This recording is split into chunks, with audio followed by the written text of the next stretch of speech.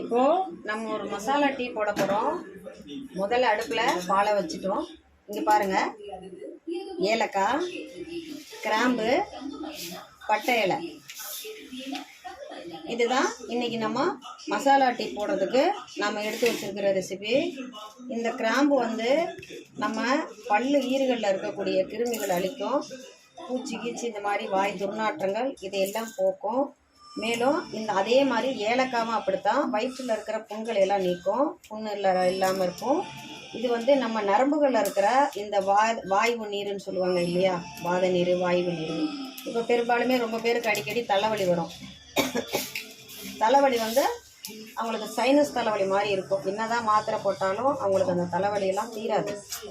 அப்பேற்பட்டவங்களாம் என்ன பண்ணலாம், இந்த மாதிரி ஒரு ரெசிபி ரெடி பண்ணி இப்போது இதை நம்ம வந்து மிக்சியில் அரைச்சிக்க போகிறோம்.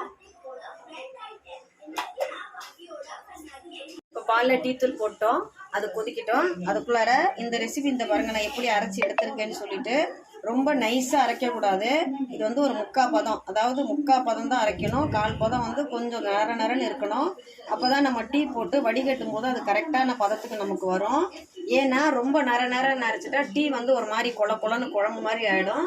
அதனால் அந்த டீயும் மனமாக இருக்கணும். நம்மளுக்கும் எந்த டிஸ்டர்பன்ஸும் இல்லாமல் அந்த டீயை நல்லா சுவையாக நம்ம சாப்பிட்ணுன்னு நினச்சா இந்த மாதிரி ஒரு நல்ல ரெசிபி பண்ணி டீ போட்டு குடிக்கலாம். சைனஸ் தலைவலி இருக்கிறவங்க, தலைவலி டென்ஷன் தலைவலி இருக்கிறவங்க கண்டிப்பாக இதெல்லாம் கொஞ்சம் குடிச்சு பாருங்கள். நீங்கள் இந்த சுவையும் இந்த மனத்தோடு நம்ம டீ குடிக்கும்போது நம்ம மனசுக்கும் கொஞ்சம் லேசாக இருக்கும். சளி பிரச்சனை, தொண்டைக்கட்டல், இருமல் இதெல்லாம் கூட நீங்கிடும். பாருங்கள், டீ நல்லா கொதிச்சு வருது. இப்போ ஸ்டவ்வை கொஞ்சம் சிம்மில் வச்சுக்கலாம். இப்போது இப்படி ஒரு ஷேக் பண்ணிவிட்டு கொஞ்சம் அந்த டீ இலெல்லாம் உள்ளே அடங்கட்டும். இப்போ என்ன பண்ணுறோன்னா, இந்த ரெசிபிலேருந்து கொஞ்சோன்னு இப்படி அள்ளி அதில் அப்படி தூவி விட வேண்டியதான். கொஞ்சம் ஒரு 2 செகண்ட் கொதிக்கட்டும். இப்போ இதில் நாட்டு சக்கரை போட்டு குடித்தாலும் நல்லாயிருக்கும். நம்ம சாதா சக்கரை போட்டு குடிக்கிறவங்களும் சாதா சக்கரை போட்டு குடிச்சிக்கலாம். இப்போ நான் கடைசியாக சக்கரை போடுறேன்.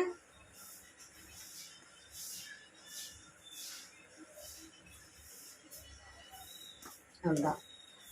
இப்போ இது கொஞ்சம் நேரம் அப்படியே கொஞ்சம் ஒரு கொதி வரணும். கொதித்து அடங்கினதுக்கப்புறம் இதை எடுத்து நம்ம வடிகட்டி குடித்தோம்னா சுவையான நல்ல மணமான டீ. கண்டிப்பாக நீங்களும் ட்ரை பண்ணி பாருங்கள், உங்களுக்கும் பிடிக்கும். சுவையான மணமான மசாலா டீ ரெடி. கண்டிப்பாக நீங்களும் இதை செஞ்சு பாருங்கள், உங்களுக்கு ரொம்ப பிடிக்கும்.